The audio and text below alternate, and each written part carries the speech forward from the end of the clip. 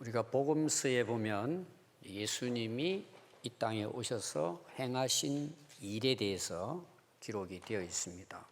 그 예수님의 이제 사역 중에 특별히 이제 예수님이 하신 일이 환자를 치료하는 사역이었습니다. 그 예수님이 말씀을 전하실 때 꼭 환자들이 모여들었어요. 그 많은 환자들, 각색 병든 자들을 예수님께서 치료를 해 주셨습니다. 그 중에 이제 어떤 사람도 있었느냐 하면 귀신 들린 사람도 있었습니다. 귀신을 내쫓아 주시고 또 귀신이 떠나가니까 또 병이 치료되는 사람도 있었습니다. 자, 오늘 우리가 사는 시대 2000년 후죠. 병원도 많고 의사도 많습니다. 의학이 많이 발전이 됐습니다. 그런데도 환자들은 병원에 가보면 줄을 서 있습니다. 특히 유명한 병원에는 환자들이 모여듭니다. 그리고 또 특별히 암 환자들이 예전에 비해서는 훨씬 더 많아졌습니다. 아마 예전에는 모르고 돌아가신 분도 계셨을 거예요. 지금은 이제 암이 우리가 검사를 하면 이제 이게 확인이 되니까 아마 암 환자가 많이 있다고도 볼 수 있습니다. 그래서 고생하는 분들이 꽤 많이 있습니다. 근데 암보다 더 무서운 병이 영적 병입니다. 그건 안 보여요. 아픔도 잘 못 느껴요. 그래서 그냥 지나가는 것입니다. 오늘 여러분들이 읽은 내용을 보면 이 두 가지를 여러분들이 생각하셔야 됩니다. 육체적인 질병을 가지고 예수님께 부르짖습니다. 치료해 달라고. 근데 결론을 가서 보면 뭘까요? 예수님을 믿음으로 구원받았다. 이게 이제 결론입니다. 우리가 인생을 살아가는 데 있어서 우리가 두 가지 다 중요하게 봐야 합니다. 근데 앞에 나오는 우리의 어떤 육신적인 문제, 아픈 문제, 이건 내가 지금 아프니까, 고통스러우니까 병원을 찾아가서 치료를 받습니다. 또 그것 때문에 기도하기도 하고, 또 그것 때문에 예수님을 만나기도 하고. 그러나 정말 이것보다 비교할 수 없을 정도로 중요한 것은 영적 병입니다. 보이지 않는 병이에요. 우리를 영원히 죽이는 것은 이 문제예요.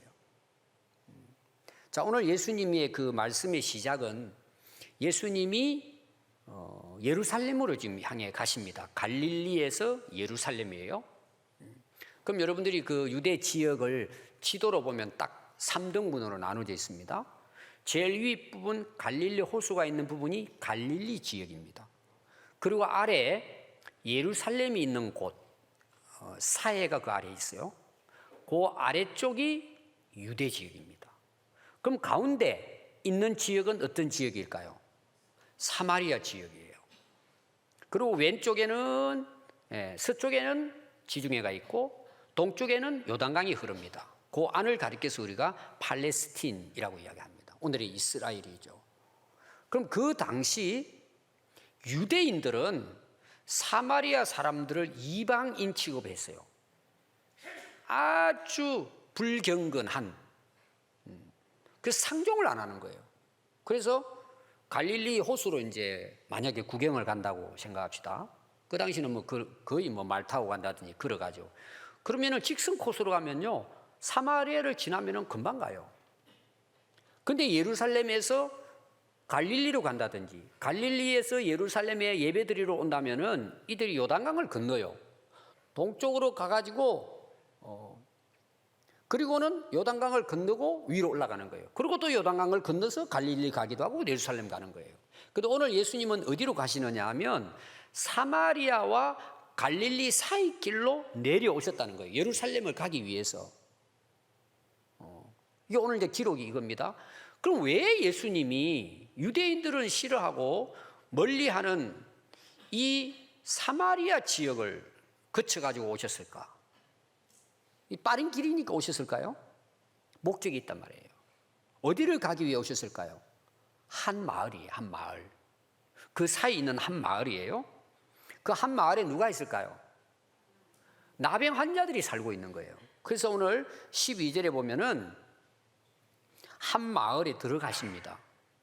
예수님이 그 길을 가는 이유가 있단 말이에요. 그 한 마을인 그 나병 환자들이 모여 살고 있는 공동체예요. 그리 이제 들어가셨다는 것입니다. 근데 거기에 환자 10명이 모여 있는 것입니다. 근데 이들이 예수님이 내려오시는 것을 보고 예수님인 줄 알아봐요. 그러면서 그들이 멀리 서서 소리 높여 이르되 예수 선생님, 우리 다 죽어갑니다. 너무 힘듭니다. 불쌍히 여겨 주십시오. 우리를 좀 치료해 주십시오. 간절히 소리 높여 부르짖었습니다. 여러분, 그 당시 나병은 우리가 이제 오늘도 마찬가지지만 이 나균이 우리 몸에 이제 침투를 합니다. 그럼 먼저 피부가 썩습니다. 헤어져요. 고름이 생깁니다. 막 문드러집니다. 그러고는 말초 신경이 썩어서 죽어버려요. 그럼 예를 들어 우리가 이제 손톱이 빠졌다고 생각합시다. 아플까요? 안 아플까요? 여러분, 손톱 밑을 바늘로 찔러본 적이 있어요? 죽어요, 죽어. 반 죽어. 근데 이 손톱이 빠져나가잖아요. 아픔이 없어요. 눈이 썩어 들어가는데 고통이 없어요. 이빨이 빠지는데요, 느낌이 없어요. 그게 나병이에요. 그걸 다른 말로 우리가 뭐라 그러죠? 한센병이라고 요새 이제 그런 용어를 사용합니다. 1879년에 이 나균을 발견한 사람이 노르웨이의 의학자였던 한센이라는 사람의 이름을 따서 한센병이라고 하는 거예요. 옛날 우리는 성경에도 뭘로 나와요? 문둥병자라고 나왔어요. 그러니까 이들은요, 딱 나병이 침투가 되죠. 그럼 겉으로 바로 이렇게 표가 나요. 피부가 막 문드리고 썩어진단 말이에요. 그럼 가정의 사람들이 알잖아요. 그럼 신고를 해요. 오늘로 말하면은. 그럼 누가 오느냐? 제사장이 와요. 그럼 바로 즉시 뭐예요? 확인해서 나병이다. 이게 이제 레위기서 나옵니다. 나병이라고 판명이 되면은요, 가족들이 다 쫓아내버립니다. 그 갈 데가 없잖아요. 그 갈 데 없는 사람이 모인 곳이 지금 이 마을이에요. 한센병 환자들만 거기 살고 있는 거예요. 그러다가 뭐예요? 문드러지고 그렇게 살다가 외로이 죽는 거예요. 여러분, 우리가 이번에 코로나 확진 문제 때문에 격리 수용하고 또 처음 시작된 중국의 우한 보십시오. 거리에 가다가 사람이 쓰러져서 죽는데 아무도 와서 데려가지 않아요. 그러니까 청소차가 와가지고는 비닐종이 싸가지고는 그냥 아무 데나 묻어버리는 거예요. 왜? 전염이 되니까. 그 무서운 병이 나병입니다. 그런데 그곳에 예수님이 의도적으로 들어가신 거예요.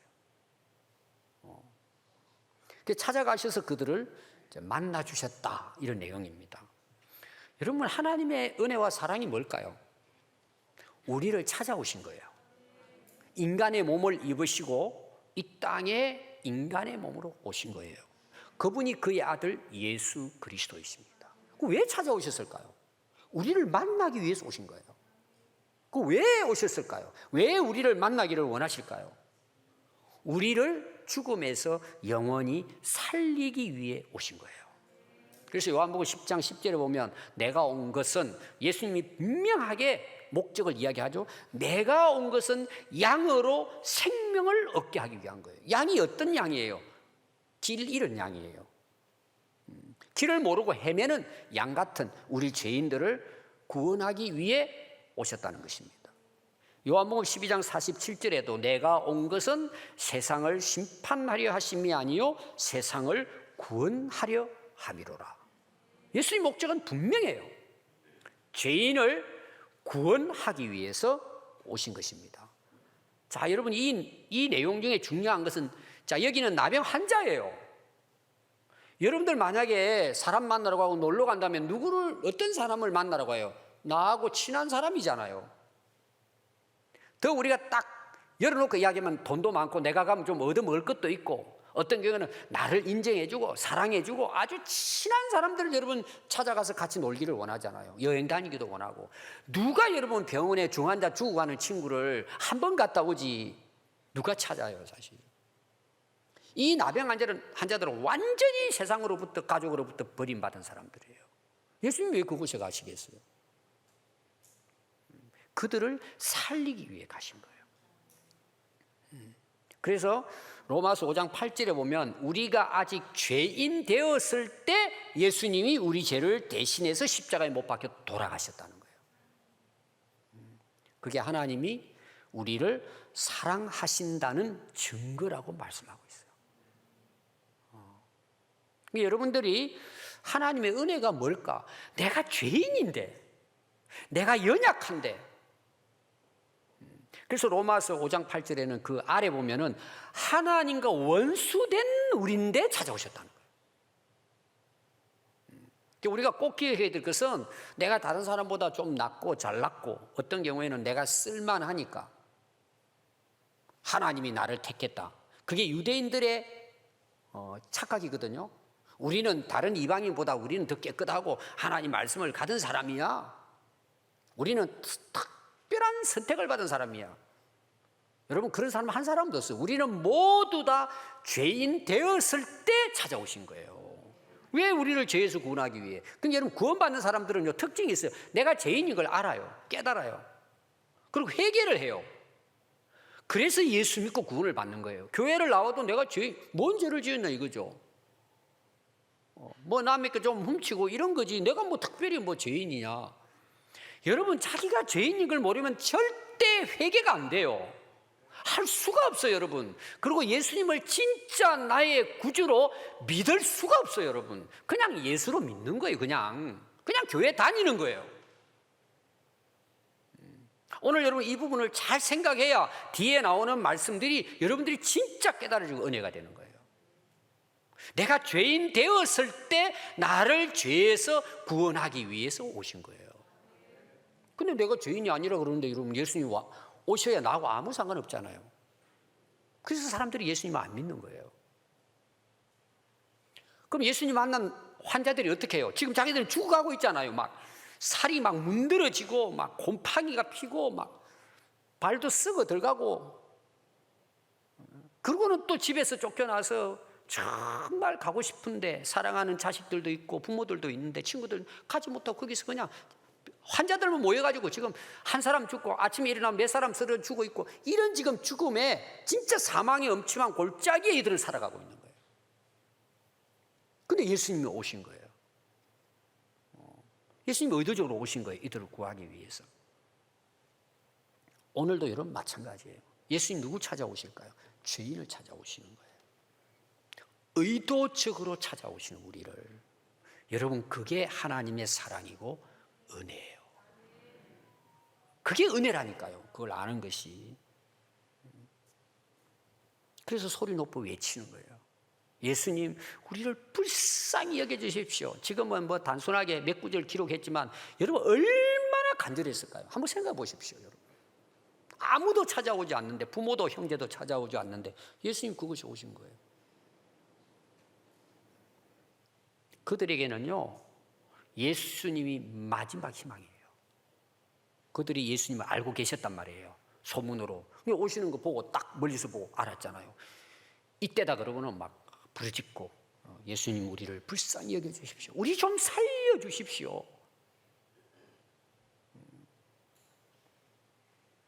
여러분, 아무리 예수님 우리를 찾아오시고 만나주시고 구원하기를 원하셔도 내가 죄인 줄 모르고 내 지금의 상태를 모르고 있으면요, 절대 예수님 나 구해주시 말할 수가 없어요. 반응을 보일 수가 없어요. 그럼 여러분, 예수님 어떻게 하셨을 것 같아요? 예수님이 그들을 구원하기 위해서 이 마을로 들어오셨는데 예수님 못 알아봐요.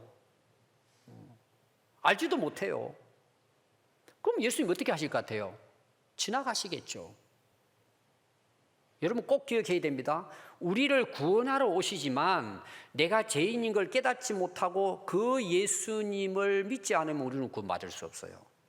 지금도 마찬가지예요. 여러분, 오늘날 많은 분들이 기도하시잖아요. 우리가 기도해야 될 게 너무 많잖아요. 여러분, 진짜 우리가 간절하게, 정말 애절하게 우리가 하나님께 기도해야 될 기도가 뭘까요? 나 살려달라는 거예요. 죄로부터, 사망으로부터 나 살려주세요. 그게 회개예요. 여러분들 이제 기도 많은 분들이 하시잖아요. 예수 믿고 난 다음에도 기도 않고 살아가는 사람 많습니다. 뭐 밥 먹을 때 기도하죠. 정말 간절히 꼭 내가 병이 들고 뭐 문제가 있어서뿐만 아니라 우리가 간절히 예수님을 찾고 예수님께 엎드리고 간절히 정말 예수님을 의지하고 기도하는 분들이 여러분 얼마나 될 것 같아요. 어떤 때는 내가 힘들고 어려울 때는 그렇게 해요 다. 그리고 내가 문제가 해결되고 잘 좀 풀리고 건강하면은 여러분 기도하십니까? 아마 여기 계신 분들 중에 늘 깨어서 기도하는 분이 얼마나 되실까? 제가 잘 모르지만 많지 않을걸요? 왜 그럴 것 같아요, 여러분? 내가 살 수 있다 그거죠. 내가 잘하면 된다 그거죠, 내가. 내가 열심히 하고 내가 힘써 노력하면 다 될 거라고 생각하죠. 여러분 그렇게 살아보십시오. 안 됩니다. 그걸 아는 사람만이 주님 앞에 엎드립니다. 지금 내가 잘 돼도 지난주 설교가 뭐죠? 번성할 때 저짓잖아요. 번성할 때 망하잖아요. 깨어 말씀과 기도에 있지 않았기 때문이에요. 그럼 제자들 보고도 예수님 그랬잖아요. 예수님 기도 올라가는데 자기들은 잠만 자고 있잖아요. 너 시험에 들지 않게 깨어 기도하라. 너희들의 육신이 약하다. 여러분 기도는 아무나 하는 게 아닙니다. 자기를 아는 사람만이, 예수님을 아는 사람만이 그분만 의지하고 날마다 깨어서 기도하는 것입니다. 여러분 기도는 하라고 되는 게 아닙니다. 자, 근데 예수님의 여러분 대답이 뭔 줄 아세요? 나방 환자들에게 이렇게 예수님께서 이제 말씀을 하십니다. 거기 14절 한번 보십시오. 보시고 그들이 부르짖는 걸 보십니다. 여러분 지금도 예수님 우리 기도하는 거 다 알고 계십니다. 이르시되 가라는 거예요. 가서 제사장들에게 너희의 몸을 보이라는 거예요. 자, 이게 무슨 말이냐? 여러분들 잘 이해가 안 되는 부분입니다. 여러분 예수님 명령이 있으시잖아요. 그냥 그 자리에서 야 너희들 치료받아. 모든 질병을 떠나가라. 그러고 예수님이 그냥 그 자리에서 치료해 주실 수 있어요. 근데 가라는 거예요. 가서 제사장에게 너희들의 몸을 보여주라는 거예요. 그럼 이게 무슨 말이에요? 몸을 보여주면 어떻게 될까요? 맞아 죽어요. 왜냐하면 지금 자기들은 나병 환자잖아요. 진물이 흐르고 막 손톱 팔톱 다 빠지고 발가락 빠져나가고 막 손은 문드러지고 이걸 보여주면 어떻게 돼요? 돌에 맞아 죽어요. 들어왔다고 쫓겨났는데 들어왔다고 맞아 죽는다니까요. 그럼 가라는 말이 뭐예요? 예수님이 가라고 말씀하시니까 지금 가는 거예요. 그냥.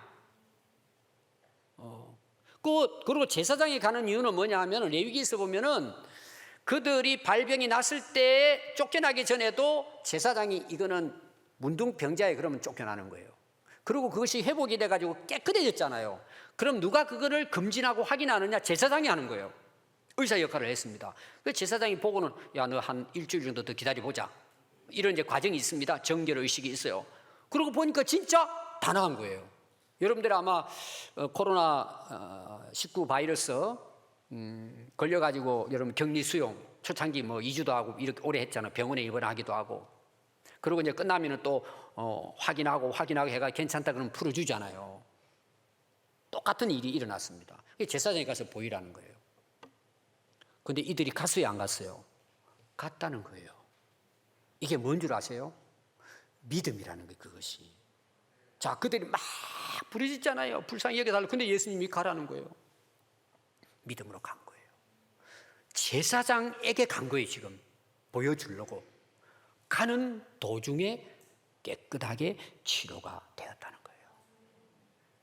여러분, 기도를 하면 우리는 기도하는 것으로 끝나버리는 경우가 있어요. 여러분, 기도는 순종이에요. 내가 그렇게 믿음으로 기도했잖아요. 우리가 또 어떤 경우는 응답을 받았잖아요. 응답을 받았으면 그렇게 살아야죠. 순종할 때 역사가 일어나는 거예요. 내가 그 하나님의 말씀을 믿고 깨달은 것도 중요하지만 그 말씀을 붙들고 살아갈 때 역사가 일어나는 거예요. 그걸 여러분들이 경험했을 거예요, 많이. 여러분, 가는 것이 믿음이에요. 믿음은 여러분 생각이 아니에요. 믿음은 내 마음에 있지만 내 마음에 있는 믿음은 나를 이끌어가요. 실천하게 만든단 말이에요. 그것이 어디까지? 치료까지 이루어지고 구원까지 이루어지게 되는 것입니다. 그래서 여러분 잘 보시면은 내가 기도는 하지만 응답은 누가 해요? 예수님이 하세요. 그럼 예수님 말씀은 하시지만 순종은 누가 해야 돼요? 내가 하는 거예요. 그러니까 예수님이 하시는 일이 있고 내가 하는 일이 있단 말이에요. 어떤 사람들은 그게 믿음이 좋은 줄 알아요. 믿습니다 그러고 다 맡겼습니다 그러고 자기 일을 안 하는 거예요. 그거는 반쪽 믿음이에요. 하나님이 하시는 일이 있고 내가 해야 될 일이 있어요. 왜 내가 해야 될 일이에요? 여러분 생각이 있잖아요. 이성이 있잖아요. 깨달을 수 있잖아요. 손과 발이 있고 행동해야 되잖아요. 내가 살아야 되잖아요. 그럼 내가 해야 되는 거예요. 그 많은 분들이 믿습니다 하고는 자기 할 일을 안 하고 놀아요. 그게 또 어떤 사람은 믿음이 좋은 걸로 착각을 해요. 그거는 반푼이에요. 반푼이. 하나밖에 몰라. 그럼 역사가 안 일어나 거기는. 얼마나 많은 사람이 기도를 해요. 근데 순종은 안 하는 거예요. 그대로 안 사는 거예요. 기도해놓고 자기 마음대로 사는 거예요. 여러분 하나님의 은혜를 우리가 바로 알게 되면요 변화가 일어납니다. 그게 뭐냐 한번 보십시오. 가다가 깨끗함 받았어요. 그 중에 한 사람이 자기가 낳은 것을 보고 큰 소리로 하나님께 영광을 돌리며 돌아와 예수의 발 아래에 엎드려 감사하니 그는 사마리아 사람이라 그랬어요.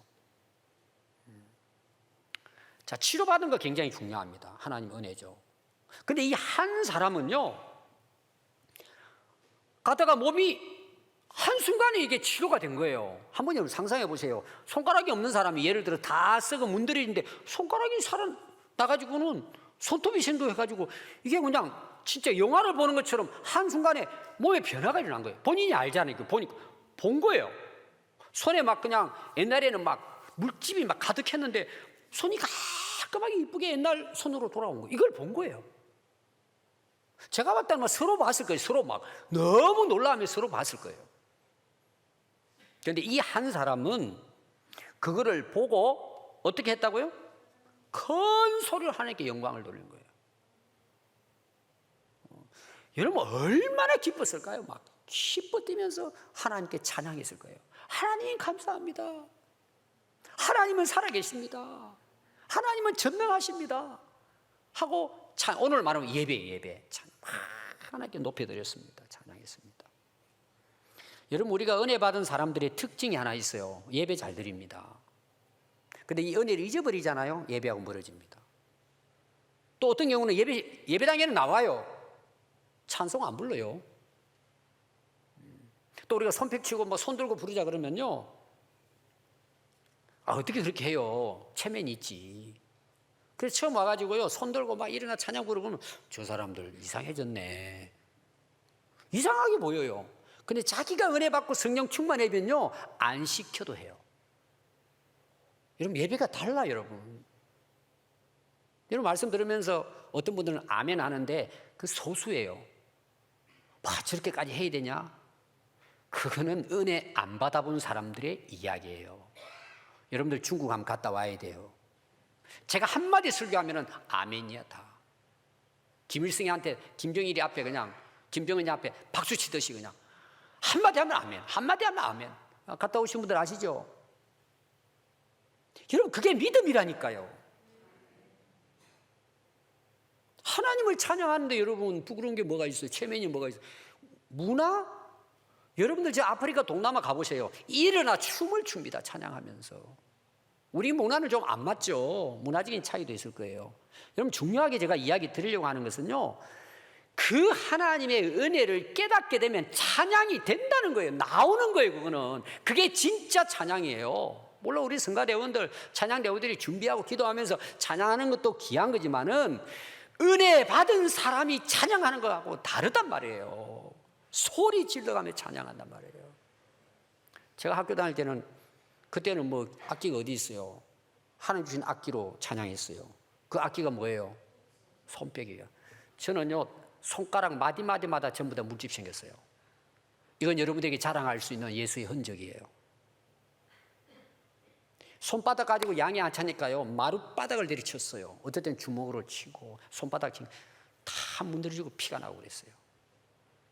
그때 너무 은혜가 됐기 때문에 여러분 찬양하게 됩니다. 하나님을. 여러분 찬양이 예배예요.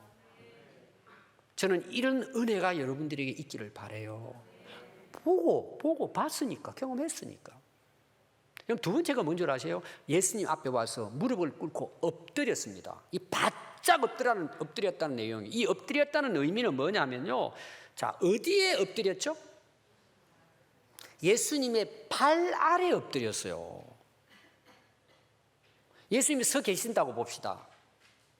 예수님 앞에 나와가지고 발 아래 엎드린 거예요. 이거는 그 당시 종들이 주인이 외출했다가 들어오면은요,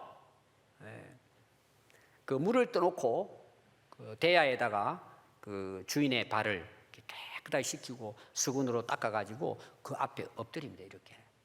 그러면 이제 주인이 뭐예요? 일을 시키는 거예요. 여러분 앞에 오늘 읽은 말씀 그 앞에 보면 쭉 나옵니다. 그런 내용들이. 주인님 또 뭐 할까요? 근데 그 밭에 나가가지고 하루 땀 흘려서 막 죽을 고생하고 들어왔는데 주인이 들어오면 발 닦아가지고 엎드려가지고는 주인님 또 뭐 할까요? 그럼 주인이 뭐라 그럴까요? 야, 오늘 너 수고했으니 쉬어라 그럴까요? 또 밥 해야지 뭐 해 주인. 그러니까 주인에게 발 앞에 엎드려 갔다는 복종을 얘기해요. 복종. 여러분 사도 바울이 예수 믿고 나서 변화가 뭔 줄 아세요? 그의 소개하는 거 보세요. 이제 로마서부터 나오잖아요. 자기를 소개하는데 예수 그리스도의 종, 나 바울은 항상 종이에요. 종. 예수님 앞에 엎드리는 굴복이에요. 이게 그냥 단순히 머리만 엎드리는 게 아니고 모든 것을 주님 앞에 굴복한다는 의미예요. 당신은 내 인생의 주인이고 나는 종입니다는 거예요. 이번에 제가 총회를 갔는데요, 총회장이 첫 설교를 했습니다. 총회장 모임에 한번 간 이야기를 하는 거예요. 오늘 이제 총회장님이 나오시더니 우리가 총회장이 아닙니다. 우리는 총의 종입니다. 이렇게 하더라는 거예요. 그게 참 은혜가 됐어요. 우리도 뭐예요? 주의 종이라 그러잖아요. 목회자를. 또 우리 성도들을 주님의 종이라 그러잖아요. 또 어떤 사람들은 주의 종님이라 그러더라고요. 어떻게 종이 님이 돼요? 놈이 돼야지. 근데 우리는 싫어하는 거야. 말은 뭐 예수님이 주인입니다. 저는 주님의 종입니다. 그런데 우리는 종님으로 대접받고 싶어 하는 거예요. 왜 그런 줄 아세요, 여러분? 이게 다 문제가 생기는 거예요. 왜 그럴 것 같아요? 은혜를 모르는 거예요. 날 위해 십자가에 돌아가셔서 나를 구원하신 그분의 은혜를 모르는 거예요. 교회 와서도 뭐예요? 목사가 되고도 대접받으려고 그러고 주인 행세하려고 그러고. 제가 어제도 어떤 분 만나서 그 이야기 했어요. 제가 이 교회를 떠나는 시점이 있다 그래서 그건 오래전부터 제가 제자들에게 이야기했어요. 제가 주인 행세할 때 그때는 떠나라는 사인이에요. 목사 자격이 없단 말이에요. 여러분들 한번 돌아보십시오. 주님 발 앞에 엎드리고 사는지. 주님은 내 인생의 주인이고 저는 종입니다. 여러분, 이런 교회가 진짜 하나님이 쓰시는 교회예요. 근데 교회 가보니까 전부 다 종님들이야. 전부 다 주인 행세하려고 그러고. 그래서 제가 개척할 때부터 제가 슬로건이 뭐예요? 예수님이 주인 대신 평안교회예요. 그러니까 오늘 우리 교회가 여기까지 있는 거예요, 여러분. 세 번째가 뭔 줄 아세요? 예수님에게 돌아와서 감사했다는 거예요. 여러분, 그때 상황을 생각해보면요, 감사라는 자체는 어떤 경우는 뭐냐 하면 자기 다 드리는 거예요. 예수님, 저 살려주셔서 감사합니다. 제가 이제 우리 교회에 감사헌금 이제 봉투하시잖아요. 그럼 이제 한 번씩 읽어봅니다. 내용이, 이분이 어떤 감사를 했을까.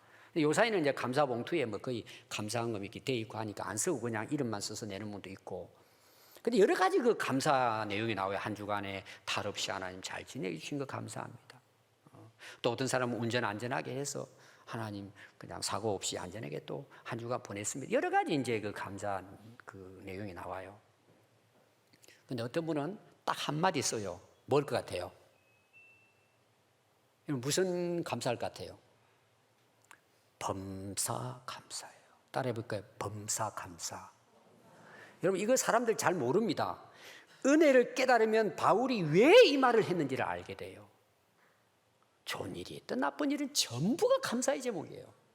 왜? 나중에 보니까 뭐예요? 망한 줄 알았는데 그게 살 길이에요.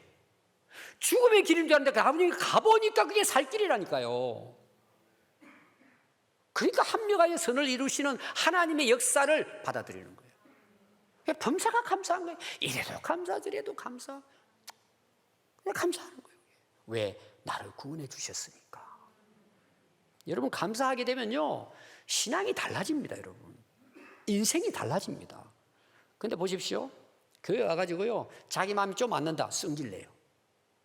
화를 내고요 원망하고 불평하고 다른 사람까지 힘들게 만들어요. 근데 여러분 이 은혜를 알면요 범사에 감사하면 어떨까요? 그분 때문에 다른 사람이 또 감사하게 돼요. 그 감사도 이 전염이 되거든요. 여러분 감사할 수 있는 은혜 받은 성도 되시기 바랍니다. 하나님 그걸 받으시는 거예요. 그러니까 예수님이 이렇게 이제 대답을 하십니다. 예수께서 대답하여 이르시되 10사람이 다 깨끗함을 받지 아니하였느냐? 그 9은 어디로 도망갔냐? 왜 안 왔냐 이 말이에요. 왜 너만 돌아왔냐는 거예요. 여러분 치료 10명 다 받았습니다. 다 받았다고 구원받는 게 아닙니다. 여러분 그들은 왜 돌아갔을까요? 저는 충분히 이해가 돼요. 인간적으로 생각할 때 그 죽을 고비에 예수님이 살려주셔서 딱 치료되는 순간 그들은 너무 기쁘고 놀라가지고 뭐가 생각났을 것 같아요? 가족들이 생각이 나고 부모라면 아기들이 생각이 날 거고 남편이라면 아내가 생각났을 거고 너무 기쁘니까 빨리 가서 이들을 만나야지. 그리고 제사장에게 달려가가지고는 인정서를 가지고 들어갔을 거예요. 너무 기뻐 즐거워가지고 충분히 우리 인간적으로 이해가 되죠. 그런데 왜 이 한 사람은 돌아왔을까요? 몰랐을까 이것을요? 왜 돌아왔을 거라고 생각해요? 이 사람은요 딱 치료가 된 걸 딱 보고는요 먼저 하나님이 생각난 거예요. 이 은혜가 너무 큰 거예요. 여러분 예수님이요 하신 말씀은 돌아오라고 한마디도 하지 않았어요. 가서 제사장에게 보이라는 거예요. 그건 다른 말이면 집으로 돌아가라는 말이에요. 근데 이 한 사람은 돌아왔어요. 자기도 가면 돼요. 돌아왔어요. 여러분 돌아오는 게 회개예요. 진짜 예수님께 하나님께 돌아오는 것이 회개예요. 그럼 어떤 일이 일어날까요? 돌아왔잖아요. 자, 오늘 마지막 말씀이죠. 그에게 이르시되 일어나 가라. 예수님 또 가라 그래요. 내 믿음이 너를 구원하였느니라. 여러분 놀라운 것은요. 자, 아까 제가 두 가지 이야기했습니다. 예수님이 오신 목적, 치료도 해주셨지만 예수님이 오신 원래 목적은 뭐라고요? 구원이라 그랬잖아요. 이 한 사람만 구원받은 거예요. 그러니까 구원받은 사람의 특징이 앞에 제가 설명한 내용에 다 거기 기록이 되고 있습니다.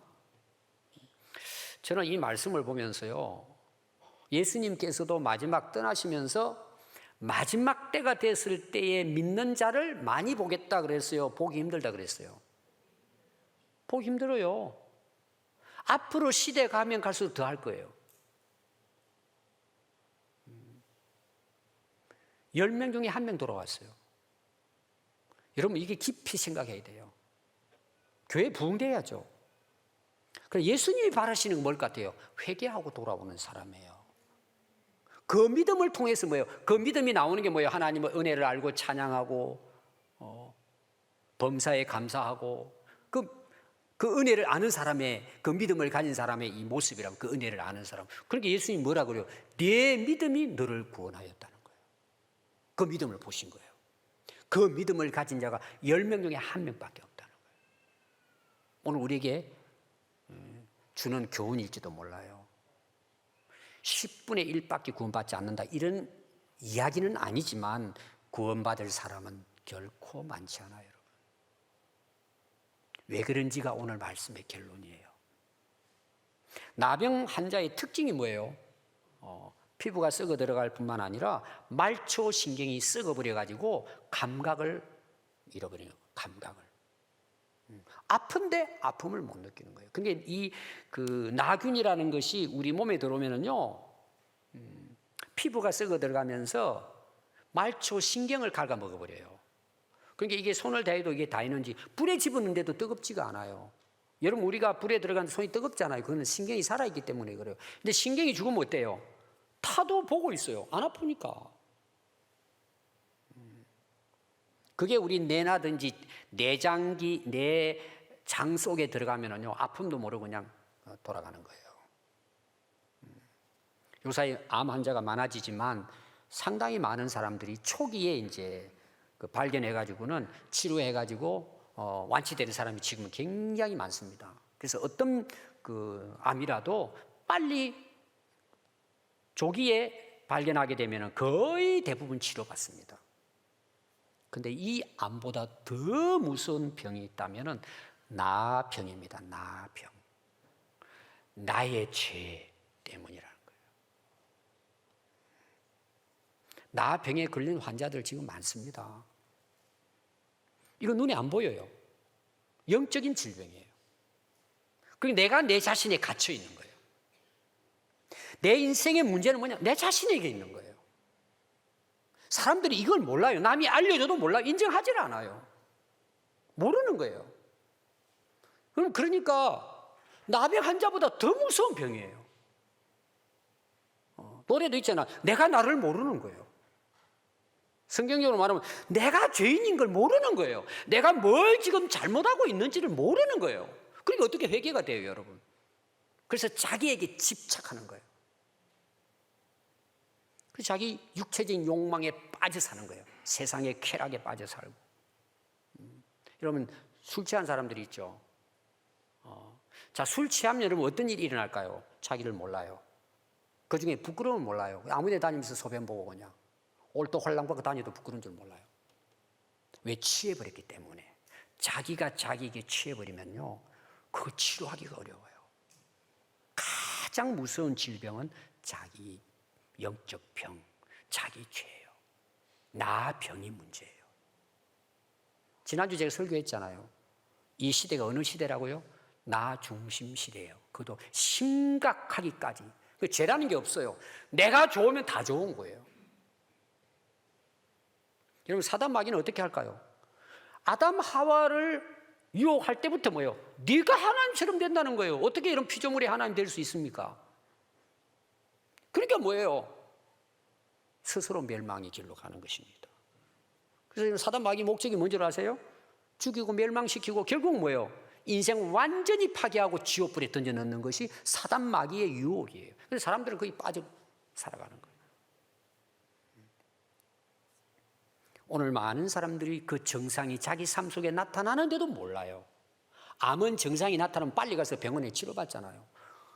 수없이 나 병 때문에 일어나는 증상이 눈에 보이는데 자기는 모르는 거예요. 그래서 망해가는 거예요, 인생은. 그래서 여러분, 유명한 철학자도 무슨 말을 했어요? 너 자신을 알라 그랬잖아요. 근데 우리는 착각해요. 내가 나를 아는 것처럼. 여러분, 나를 안다는 게 이게 굉장히 어려운 거예요, 사실은. 그것만 알면 우리는 변화돼요. 구원받을 수 있어요.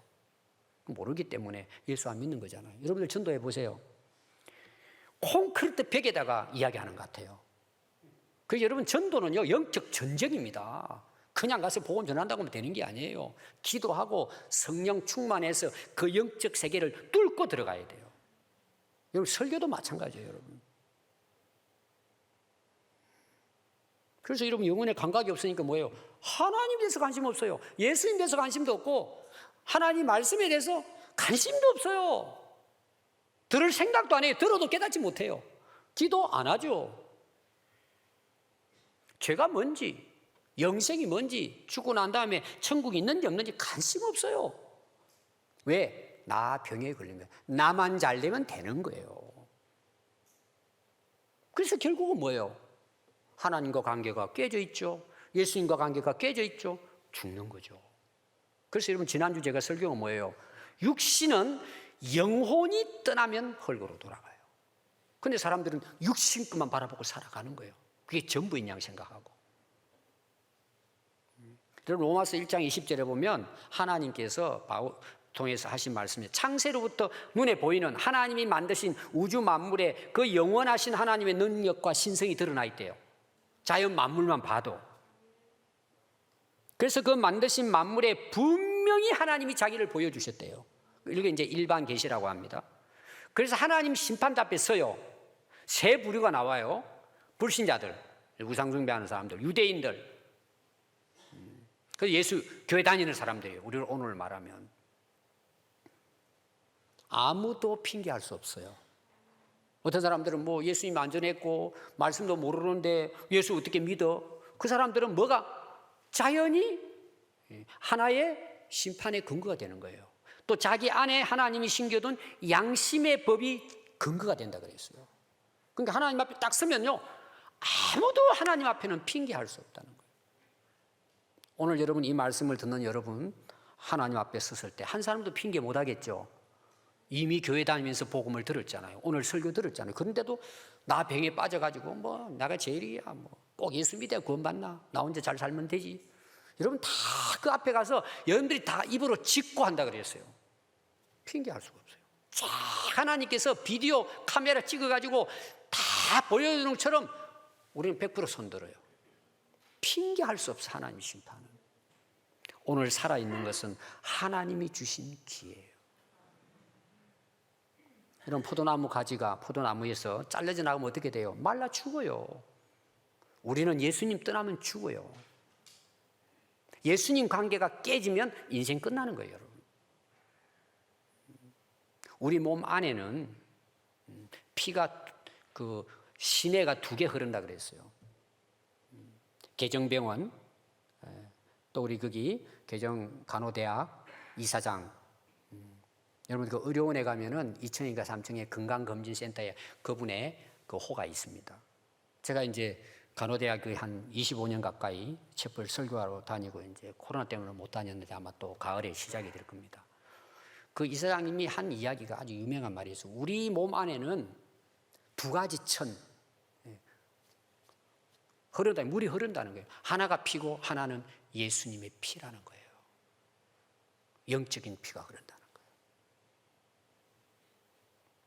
예수님의 피가 우리 안에 막혀버리면 우리는 영원히 죽어요.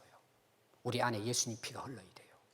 그 십자가의 피가 흘러야 우리가 제사함 받고 구원받는 것입니다.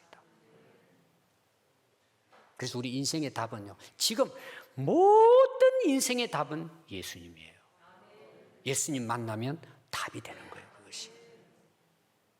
자, 예수님께서 제자들을 부르십니다. 나를 따라오면 사람 낳는 어부가 되게 해주겠다 그래요. 그럼 제자들이 베드로 안드레가 먼저 자기 가지고 있는 그물 배 다 버리고 예수님 따릅니다. 굉장한 거죠, 그걸 버렸다는 것은.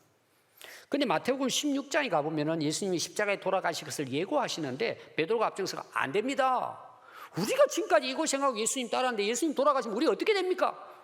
예수님이 하시는 말씀이 사탄아 내 뒤로 물러가라는 거예요. 너는 왜 하나님의 일을 생각하지 않냐고 사람의 일을 생각하냐는 거예요. 그리고 나중에 3번까지 부인합니다. 예수님 승천할 때까지 자기에 대한 애착, 야망을 버리지 못해요. 나를 버리지 못하는 거예요. 나 병에 걸린 거예요. 나중에 성령 받고 거듭나서 이제 복음을 전하는 사도로 부르심을 받죠. 그러면서 예수님이 마지막 한 말씀이 뭔지 아세요? 너희들은 나를 따라오려거든 자기를 부인하고 자기 십자가를 지고 나를 따르라는 거예요. 여러분, 자기 십자가를 지는 것보다 더 우선이 뭔지 아세요? 자기를 부인하는 거예요. 부인은 나 버리라는 뜻이 아닙니다. 나에게 병이 있다는, 병이. 그 병을 치료하라는 내용이에요. 그러니까 바울이 나중에 예수님 만나고 나서 뭐라고 그래요? 나는 예수님과 함께 십자가에 못 박혔다는 거예요. 내가 그리스도와 함께 십자가에 못 박혔다는 거예요. 나는 그 십자가에서 날마다 죽는다는 거예요. 날마다 십자가에 자기를 못 박는다는 거예요. 이거는 여러분 하늘나라 갈 때까지는 마찬가지예요. 열왕기하 5장 1절부터 보면 나만 장군이 나와요. 아람의 군대 장관입니다. 근데 거기는 그 군대 장관은요, 그 당시 최고의 용사예요. 큰 용사인데 나병이 걸린 거예요. 나병 환자가 돼가 죽어가는 거예요. 그래서 이스라엘의 엘리사 선지자가 병을 잘 고친다 그래가지고 군대를 몰고 갑니다. 찾아갑니다. 그랬더니 엘리사 선지자가 나오지도 않고 문 밖에 서 있는데 종을 시켜가지고 저 나만 장군 요단강 가가지고 목욕을 7번 하고 오라고. 그 말을 듣자 나만 지금 죽어가고 있잖아요. 고생을 하면서 여기까지 그냥 살라고 왔는데 얼굴도 내비치지도 않고는 저 사람 가가지고 목욕하고 오라고. 그것도 7번이나 막 분노합니다. 내가 그래도 한 나라의 장군인데 노하여 그러면서 뭐라 그런지 아세요? 내 생각에는 자기 생각이에요. 그가 내게로 나와서 안수를 해주든지 해야지. 열받아가지고 가버립니다. 우리 다메섹에 가면은 강이 깨끗한 아바나와 바르발 강도 있다. 이 이스라엘의 흙탕물, 요단물 몇 배나 깨끗한 물이 있다. 내가 목욕하려면 거기 가서 할 거야. 그러면서 내가 거기 가서 목욕할 거야. 꼭 가버리는 거예요. 돌아가 버리는 거예요. 그 똑똑한 지혜로운 신학 한 사람이 있어서 이야기합니다. 장군님, 목욕하는 게 그게 큰일입니까? 죽어가는데. 자존심이죠. 그래서 그 참 똑똑한 그래도 신하의 말을 듣고는 분노하고 떠나는데 그가 돌아가서 그 요단강에 7번 들어갔다 나갔다 이제 씻습니다. 그래서 14절에 보면요, 나아만이 이에 내려가서 하나님의 사람의 말대로 요단강에 7번 몸을 담그니 그 살이 어린 아이같이 살같이 되어 회복되어 깨끗하게 되었더라는 거예요. 오늘 여러분 나를 죽이는 원인이 뭔지 아세요? 나병이에요. 나병. 이거는 여러분 영적인 것뿐만 아니라 여러분 가정의 문제 보세요. 부부 문제 보세요. 이웃 간의 사람의 관계 보세요. 다 직장의 문제 보세요. 교회 다니면서도 교우 간의 관계 보세요. 안 되는 게 왜 안 되는 줄 아세요? 나 때문이에요. 여러분. 나병이에요. 내가 최고지. 내 중심. 나만 살라 그러고. 여러분 결국 우리 인생은 자기와의 싸움이에요. 남이 문제가 아닙니다. 나와의 싸움이에요. 자기의 죄와의 싸움이에요. 내가 나의 병을 알 때 창조자 하나님이 보이기 시작해요. 나를 위해 십자가에 돌아가신 예수님이 보이기 시작하는 거예요. 내가 변해야 내 인생이 바뀌고 우리 가정이 바뀌고 교회가 바뀌고 나라가 바뀝니다. 여러분. 나 병이 문제입니다. 여러분. 오늘 회개해야 합니다. 여러분. 내려놓으셔야 합니다. 기도하겠습니다.